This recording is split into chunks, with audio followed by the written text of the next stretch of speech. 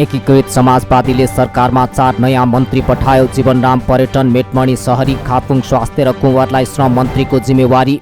नेकपा एकीकृत समाजवादीको सचिवालय बैठकमा मन्त्री हेरफेरका विषयमा छलफल भएको छ। आइतबार एकीकृत समाजवादीको केन्द्रीय कार्यालयमा बसेको सचिवालय बैठकमा मन्त्रीहरू पनि सहभागी भएका थिए। मन्त्रीहरूको उपस्थितिमै हेरफेरका विषयमा छलफल भएको बैठकपछि एकीकृत समाजवादीका उपमहासचिव गङ्गालाल तुलाधरले जानकारी दिए। मन्त्रीहरूलाई 6 महिना भनेर पठाएको 6 महिनाभन्दा बढी भइसकेकाले शीर्ष नेताहरू बीचमा छलफल गरी समझदारी बनाउने निर्णय भएको समाजवादीले जनाएको छ। एकीकृत समाजवादीबाट सरकारमा 5 जना मन्त्री सहभागी भएका छन्। एकीकृत समाजवादीको सचिवालय बैठकमा स्थानीय चुनावको समीक्षा भएको थियो। समाजवादीले प्राकृतिक विपदको पूर्व तयारीमा देशभरका कार्यकर्तालाई परिचालन गर्ने निर्णय गरेको छ। बैठकले मनसुन सुरु भइसकेको र त्यसबाट हुने विपदलाई ध्यानमा राखेर पूर्व तयारीमा 7वटै प्रदेश 753 स्थानीय तहमा रहेका कमिटी र कार्यकर्तालाई परिचालन गर्ने निर्णय गरेको हो। बैठकले विपदका घटना निम्तिसकेपछि आवश्यक उद्धार, राहत तथा पुनर्स्थापनाको काममा पनि पार्टीबाट निर्वाचित जनप्रतिनिधिहरू परिचालन गर्ने निर्णय गरेको हो। माओवादीले कार्यालय विस्तारका लागि पार्टी सदस्यबाट करोडौं उठाउने, अखिलको विवाद मिलाउन दुवै पक्षसँग छलफल गर्ने निर्णय।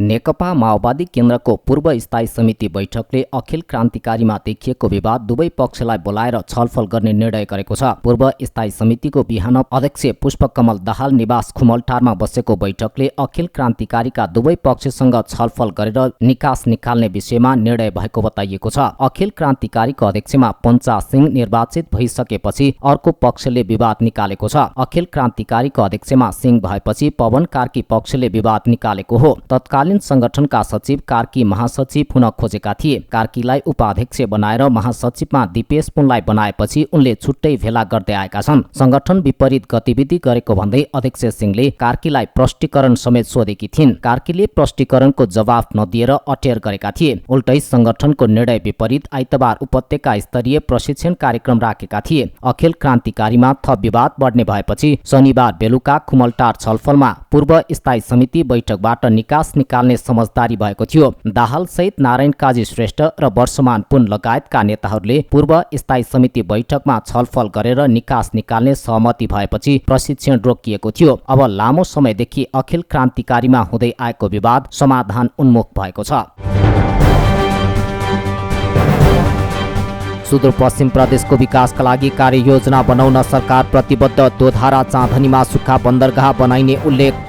प्रधानमन्त्री एवं नेपाली कांग्रेसका सभापति शेरबहादुर देउवाले सुदूरपश्चिम प्रदेशको तीव्र विकासका लागि आवश्यक कार्ययोजना बनाउन सरकार प्रतिबद्ध रहेको बताएका छन्। सुदूरपश्चिमाञ्चल सरोकार मञ्च नेपालले आइतबार काठमाडौँमा आयोजना गरेको एक कार्यक्रममा बोल्दै प्रधानमन्त्री देउवाले सो भनाइ राखेका हुन्। उनले मानव संसाधनको विकास र लगानीको सुरक्षा गर्न सके सुदूरपश्चिम प्रदेशलाई मुलुकको सबैभन्दा धनी प्रदेश बनाउन सकिने धारणा समेत राखे। प्रधानमन्त्री देउवाले भारतसँग महाकाली पारी दोधारा चाँदनीमा सुक्खा बन्दरगाह बनाउने सहमति भएको उल्लेख गर्दै त्यसले पनि सुदूरपश्चिम प्रदेशको विकासमा सघाउ पुग्ने विश्वास व्यक्त गरे। सो बन्दरगाहले सिधै भारतको बम्बईसँग सुदूरपश्चिमलाई जोड्ने र त्यसले सुदूरपश्चिम प्रदेशको विकासमा महत्त्वपूर्ण योगदान पुर्याउने उनको भनाइ छ।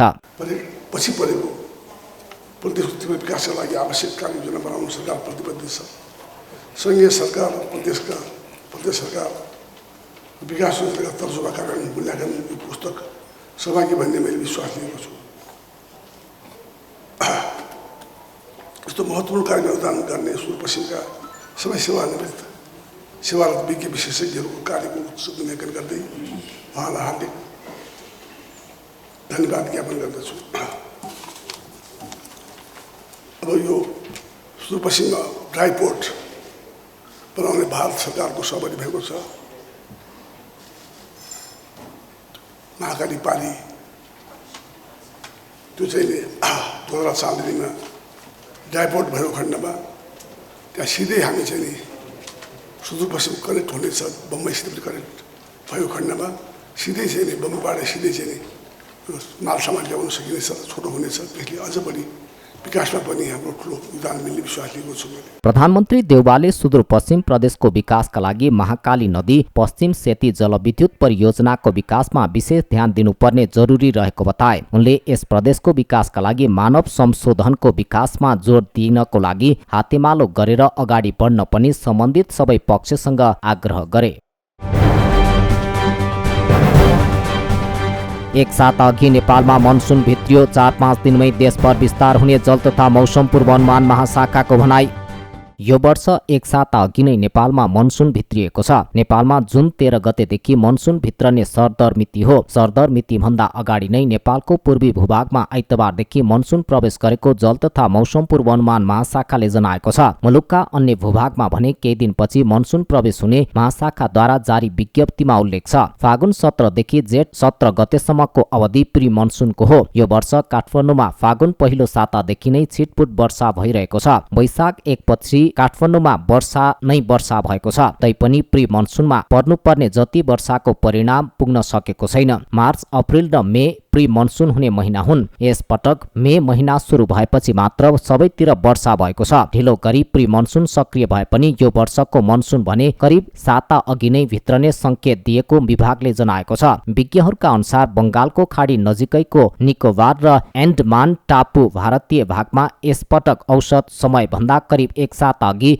मे 16 अर्थात् सोमबार नै मनसुनी गतिविधि सक्रिय भएकाले मनसुन एक साता अघि सुरु भएको बताएका छन्। सामान्यतया नेपालमा जेठ 30-31 अर्थात् जुन 13 मा दक्षिण पूर्वी नेपालबाट मनसुन प्रवेश गर्ने गरेको छ। औपचारिक घोषणा नगरे पनि 15 जुनसम्म काठमाडौँ र 20 जुनभित्र नेपालभर मनसुन फैलने बताइएको छ। तर यो वर्ष निकोबार र एन्डमानमा सरदर भन्दा साता अघि देखिएको मनसुनी गतिविधिका कारण नेपालमा सरदर भन्दा एक साता अघि प्रवेश गरेको हो। नेपालमा सामान्यतया 112 दिन मनसुन रहन्छ। गत वर्ष जेठ 30 अर्थात् जुन 12 मा मनसुन भित्रनु पर्नेमा 2 दिन अघि नै भित्रिएको थियो।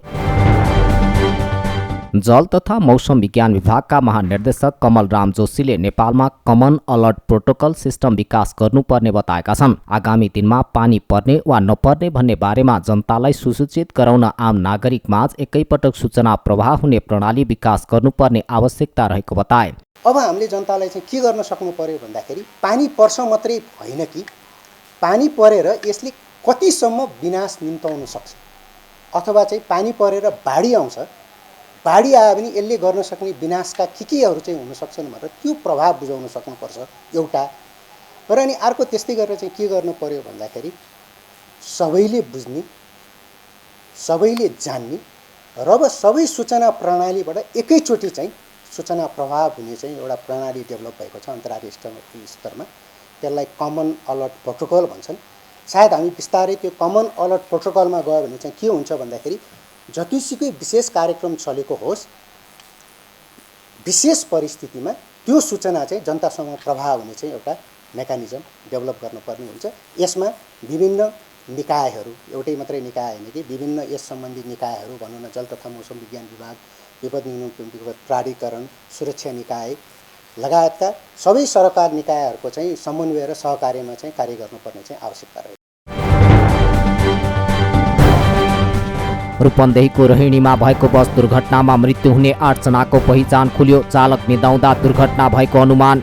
रूपन्देहीको रोहिणीमा आइतबार बिहानै भएको यात्रुवाहक बस दुर्घटनामा परि मृत्यु भएका 9 जना मध्ये 8 जनाको पहिचान खुलेको छ। जनकपुरबाट बुटोल आउँदै गरेको लु 2 ख 3841 नम्बरको यात्रुवाहक बस आइतबार बिहान 4:20 भैरवा परासी सडक खण्ड अन्तर्गत रोहिणी गाउँपालिका 3 र ओम सतिया गाउँपालिका 4 को सिमाना स्थित पुलबाट रोहिणी नदीमा खस्दा 9 जनाको मृत्यु भएको थियो। मृतक मध्ये 1 जना पुरुषको भने शनाखत हुन सकेको छैन। शनाखत हुनेहरूमा रूपन्देहीको तिलोत्तमा 2 योगी कुटीका 56 वर्षीय विष्णु पौडेल, वडा नम्बर 8 की 37 वर्षीय तुलसी पौडेल, बुटोल 11 कालिका नगरका 48 वर्षीय कृष्ण प्रसाद बस्याल, ओम सतिया गाउँपालिका 4 मटेरियाका राजेन्द्र प्रसाद पाण्डे रहेका छन्। त्यस्तै रौतहटका 20 वर्षीय दिनेश दास तथा भारत घर भएका नागेन्द्र शर्मा, अरविन्द शर्मा र सञ्जय गुप्ता रहेको जिल्ला प्रहरी कार्यालय रूपन्देहीले जनाएको छ। बसमा 2 जना चालक र 1 जना सहचालक सहित 33 जना सवार थिए, जसमा 25 जना पुरुष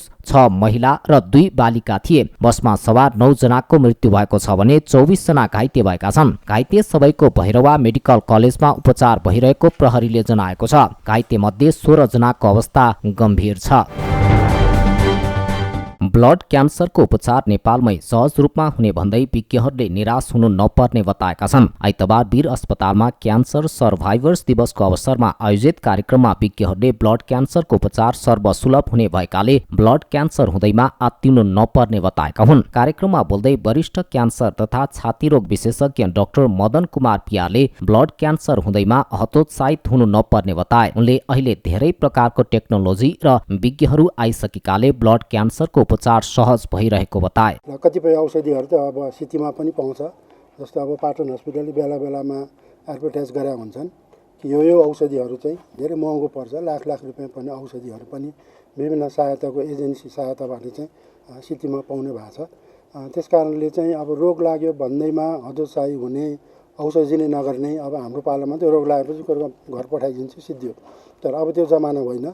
धेरै प्रकारको टेक्नोलोजीहरू आइसकेका छ। एक्सपर्ट्सहरू अब हुँदा अब नेपालमै पनि हाम्रो एक्सपर्ट्सहरू क्यान्सर सम्बन्धी नै डाक्टरहरू भइसकेका छन्। त्यस्तै भक्तपुर क्यान्सर अस्पतालका निर्देशक डाक्टर विष्णुदत्त पौडेलले क्यान्सरका धेरै औषधिहरू निशुल्क पाइने गरेको तर त्यसको जनतामाझ पुर्याउने कुरामा कमजोरी रहेको बताए। उनले राष्ट्रपति विद्यादेवी भण्डारीलाई पनि ब्लड क्यान्सर भएर निको भएकाले ब्लड क्यान्सर निको हुनेमा 2 मत नरहेको उल्लेख गरे। निर्देशक पौडेलले सरकारको क्यान्सरको क्षेत्रमा आम नागरिकहरूलाई सहयोग गर्नुपर्ने र क्यान्सर पीडितका लागि सुविधायुक्त अस्पतालहरू बनाउनु पर्ने बताए। Teaching hospital, Bir hospital, Patan hospital, civil hospital धेरै ठाउँ हुन्छ। धेरै उपचारका औषधि उपचारका कुरा दबाईहरू त निशुल्क पनि पाइन्छ। त्यो पनि अझ सबैलाई सेयर भइसकेको छैन हैन। अब यसलाई अझ हामीले सेयर गर्नुपर्ने छ। र अब ब्लड क्यान्सर उपचार गरेर निको हुन्छ भन्ने कुरा त हामी सबैभन्दा राम्रो एक्जाम्पल त हाम्रो महामहिम राष्ट्रपति विद्या भण्डारीलाई हेर्दा भइहाल्यो हैन।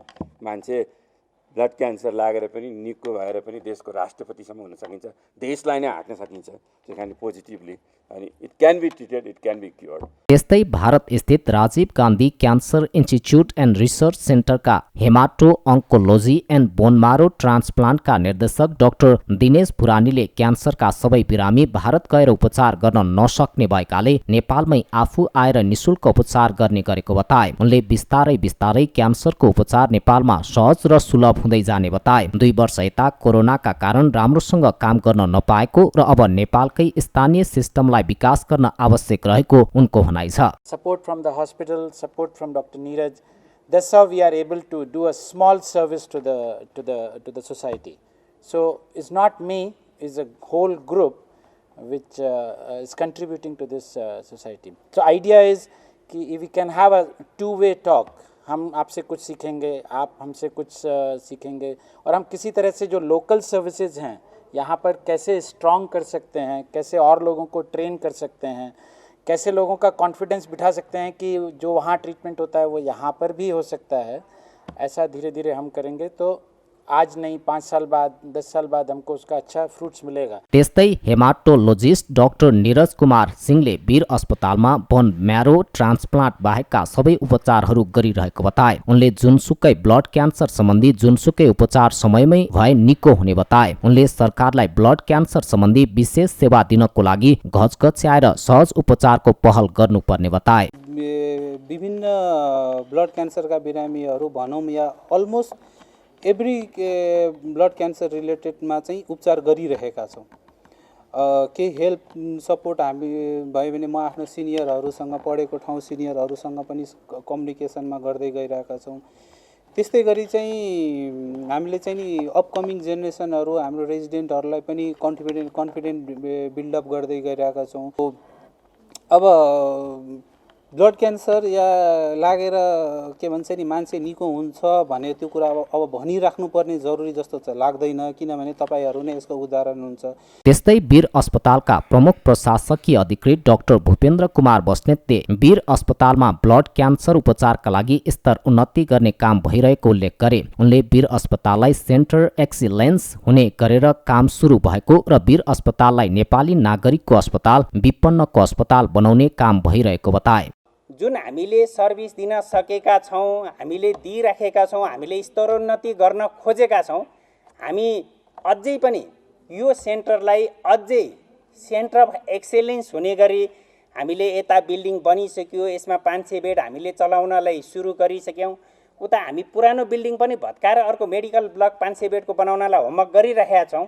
सायद मलाई लाग्छ हामी केही दिनमा नै त्यसको प्रारम्भिक रूपरेखाहरू यहाँहरूलाई दिन्छौँ। त्यस्तै क्यान्सर पीडित डाक्टर प्रेम दङ्गालले टेक्नोलोजीको सिस्टम विकास भइरहेकोले अबका दिनमा ब्लड क्यान्सर भएरै मरिन्छ भन्ने सोच्न नहुने बताए। उनले ब्लड क्यान्सरको उपचार नेपालमै उपलब्ध भएको र निको हुने भएकोले यसको सूचना प्रचार गर्न आवश्यक रहेको बताए। अबको जमानामा 21औं शताब्दीको यो टेक्नोलोजीको जमानामा अझ यो चाहिँ एआईको चाहिँ जमानामा अब ब्लड क्यान्सर लागेर मान्छे मर्दैन भन्ने कुरा स्थापित मान्यता हो यो।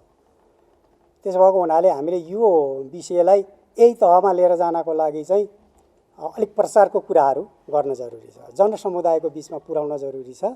त्यो काम भनेको सबै तह, अघि धेरै रक्षाबोधले भनिसक्नुभयो, नेपाल सरकार, त्यसै गरी मिडिया, हाम्रो यस्तो सर्भाइभर सोसाइटीहरू, अन्य धेरै चाहिँ सिभिल सोसाइटीहरूले चाहिँ यो कुरालाई लिएर जानुपर्छ। यसलाई प्रायोरिटीमा राखेर चाहिँ कामहरू गर्नुपर्छ भन्ने। त्यस्तै क्यान्सर पीडित रुबी छेत्रीले स्वास्थ्यमा सरकारले राजनीति गर्न नहुने बताए। उनले चिकित्सकहरूले ब्लड क्यान्सरको क्षेत्रमा सेवा दिने प्रक्रियालाई सहज बनाउन लागेकोले त्यसमा साथ दिन आवश्यक रहेको बताइन्।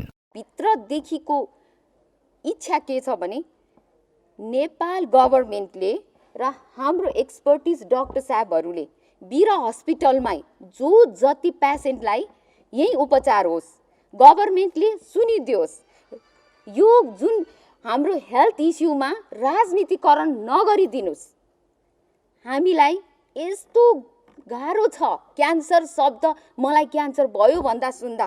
कार्यक्रममा सहभागी क्यान्सर पीडितहरूले नेपालमै ब्लड क्यान्सरको सर्वसुलभ उपचार हुने भएकोले आत्तिनु नहुने बताए। उनीहरूले ब्लड क्यान्सर भयो भन्दै हरेस खान नहुने र आत्मविश्वासका साथ लड्नुपर्ने बताएका छन्। 2 हप्तादेखि फोहोर उठ्न रोकिएसँगै सिङ्गै उपत्यका कुरूप देखिनुको साथै महानगर दुर्गन्धित फोहोर उठाउन ठोस पहल भएन। काठमाडौँ उपत्यकामा पुनः फोहोर थुप्रिएको छ। 2 हप्तादेखि फोहोर उठ्न रोकिएसँगै सिङ्गो उपत्यका कुरूप देखिनुको साथै महानगर दुर्गन्धित बनेको छ। 2 हप्ता अघि सुरक्षाकर्मी तैनात गरेर बन्चरे डाँडामा फोहोर व्यवस्थापन गर्न सुरु गरिए पनि स्थानीयवासीको अवरोधका कारण अहिले फोहोर व्यवस्थापन रोकिँदा काठमाडौँमा फोहोर थुप्रिन थालेको हो। यसअघि फोहोर विसर्जन गरिँदै आएको सिस्टोलको डम्पिङ साइटको व्यवस्थापन पोस्ट क्लोजर गर्नुपर्ने भन्दै बन्चरे डाँडामा पहिलो पटक फोहोर विसर्जन गर्न सुरु गरिएको थियो। शहरी विकास मन्त्रालयले काठमाडौँको फोहोर व्यवस्थापनका लागि आफूले हरसम्भव प्रयास गरिरहेको बताउँदै यसका लागि काठमाडौँ महानगरपालिका लगायतका निकायसँग निरन्तर छलफल गरिरहेको जनाएको छ। बन्चरे डाँडामा फोहोरको वैज्ञानिक व्यवस्थापन, सिस्टोलको ल्यान्डफिल साइटको पोस्ट क्लोजर कसरी गर्ने, सिस्टोल र बन्चरे डाँडाका स्थानीयवासीको माग कसरी सम्बोधन गर्ने, पासाङ लामो राजमार्ग अन्तर्गतको 3 पिप्लेदेखि बन्चरे डाँडासम्मको बाटो कसरी निर्माण गर्ने लगायतका विषयमा मन्त्रालयले विभिन्न सम्बद्ध निकायसँग छलफल गर्नुको साथै गृह कार्य गरिरहेको जनाएको छ। काठमाडौँ महानगरका प्रमुख बालेन्द्र शाहले फोहोर व्यवस्थापनका लागि कार्यदल गठन गरी काम अगाडि बढाएको जनाएका छन्। सोमबार बसेको महानगरको पहिलो कार्यपालिका बैठकले फोहोर मैला व्यवस्थापनका लागि महानगर प्रमुख शाहको संयोजकत्वमा 5 सदस्यीय कार्यदल गठन गरेको थियो। त्यसैगरी फोहोर उत्सर्जन हुने स्रोत स्थलबाटै सड्ने र नसड्ने फोहोर छुट्याउने कामलाई अभियानका रूपमा अगाडि बढाउने, त्यसका लागि घर घरमा सचेतना कार्यक्रम फैलाउने, ल्यान्डफिल साइटहरूमा केमिकल प्रयोग गरेर दुर्गन्ध रहित बनाउने, फोहोर व्यवस्थापनका लागि सम्बन्धित विज्ञहरूसँग छलफल गर्ने लगायतका काम महानगरले अगाडि बढाएको छ। काठमाडौँ उपत्यकामा सिथी नख पर्व मनाइएको छ। नेवारी सभ्यता अनुसार हरेक वर्ष जेठ शुक्ल षष्ठीका दिन नख पर्व मनाउने गरिएको हो। यस वर्ष पनि सदाझैं काठमाडौँ उपत्यकाभित्र रहेका ढुङ्गेधारा, इनार, कुवा, धारा सफा गरी नख पर्व मनाइएको हो। यस पर्वको दिन ढुङ्गेधारा, इनार, कुवा, धाराको मुहानमा सरसफाई गरेर मनाइने प्रचलन रही आएको छ। साथसाथै रोटी सहितका मिष्टान्न परिकार समेत खाने गरिन्छ। सरसफाई गरिसकेपछि यो स्थानमा पूजा-आजा पनि गरिन्छ। मङ्गलटोल सुधार समितिका सदस्य रबिन कपालीले ढुङ्गेधारा, इनार, कुवा लगायतको सरसफाई र पूजा-आजा गरेर मनाउने नख पर्व नेवार समुदायको विशेष पर्व रहेको बताए। भनेको हाम्रो चाहिँ ढुङ्गेधाराहरू सफा गर्ने, विशेष त इनार, ढुङ्गेधारा, कुवाहरू सफा गर्ने हो। नेवारको विशेष चाहिँ यो नख हो। यो नख पनि कस्तो भन्दाखेरि तपाईँको लास्ट अन्तिमको नख भन्छ नेवारहरूको। यो पहिला सुरु हुने नख चाहिँ नि त्यो घन्टा गर्नु भयो, गठामुख भन्छ। यो चाहिँ नि हाम्रो सिटी नख भनेको लास्ट नख, वर्ष लास्ट नख भन्छ। अब यो नखमा चाहिँ कस्तो के गर्छ भने तपाईँको धाराहरू, कुवाहरू, इनारहरू चाहिँ विशेष सफा गर्नुपर्छ हामीले वर्षको। यो वर्षामा सुरु हुने टाइम भएर यो फोहोर भएपछि सबै चाहिँ वर्षभरिको फोहोर चाहिँ यो लागेको हुन्छ, केही जमेको हुन्छ, त्यो चाहिँ सफा गरेर रोटी त्यो बाह्र पकाएर अलिकति मजसो गरेर खानुपर्ने दिन हो आज। त्यही भएर नेवारको विशेष चाहिँ हामीले सफा गरेर दिनु हो आज।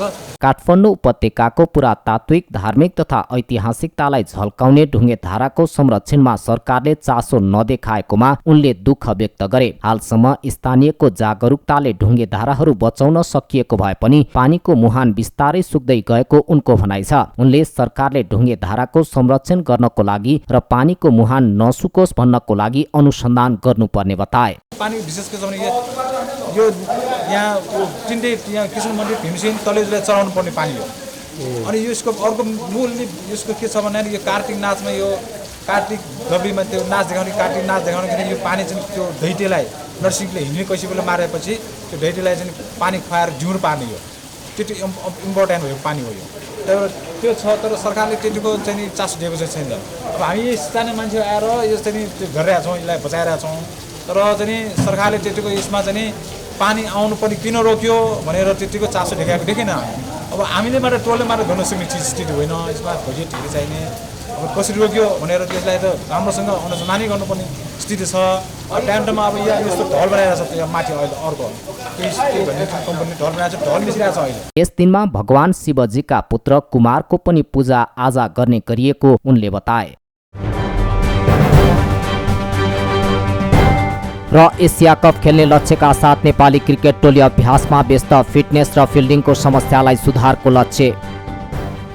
मलेसियामा आयोजना हुने एसिसी महिला टी20 च्याम्पियनसिपबाट एसिया कप खेल्ने लक्ष्यका साथ यतिबेला नेपाली महिला राष्ट्रिय क्रिकेट टोली अभ्यासमा व्यस्त छ। कीर्तिपुर स्थित त्रिभुवन विश्वविद्यालयको मैदानमा नेपाली टोलीले च्याम्पियनसिपको तयारीलाई तीव्रता दिइरहेको हो। पछिल्लो पटक युगाण्डासँगको खेलमा देखिएको फिटनेस र फिल्डिङको समस्यालाई सुधार गर्दै नेपाली टोली च्याम्पियनसिप खेल्ने तयारीमा रहेको छ। नेपाल क्रिकेट संघ क्यानले शनिबार मलेसियामा आयोजना हुने एसिसी महिला टी20 च्याम्पियनसिपमा प्रतिस्पर्धा गर्न अन्तिम चरणको बन्द प्रशिक्षणका लागि 19 सदस्यीय नेपाली टोलीको नाम सार्वजनिक गरेको थियो, जहाँबाट 15 खेलाडी च्याम्पियनसिपका लागि योग्य हुनेछन्। अन्तिम टोली भने घोषणा गर्न बाँकी छ। पछिल्लो पटक सम्पन्न युगाण्डासँगको श्रृङ्खलापछि नेपाली महिला टोलीले च्याम्पियनसिपकै लागि व्यस्त रहँदा टोलीले मुख्यतया फिटनेस र फिल्डिङमा वर्कआउट गरिरहेको छ। मुख्य प्रशिक्षक जगत टमाटाले पनि नेपाली टोली फिटनेस र फिल्डिङमा केन्द्रित रहेर च्याम्पियनसिपका लागि कडा मेहनत गरिरहेको बताए। युगाण्डासँगको श्रृङ्खलापछिको टोलीले निरन्तर अभ्यासमा जोड दिँदा ब्याटिङमा सुधार गरेको र बोर्डमा 120 रन माथि बनाउन सके जुनसुकै टोलीलाई चुनौती दिन सक्ने प्रशिक्षक टमाटाले बताए। आफ्टर युगाण्डा पछि भनौँ हामी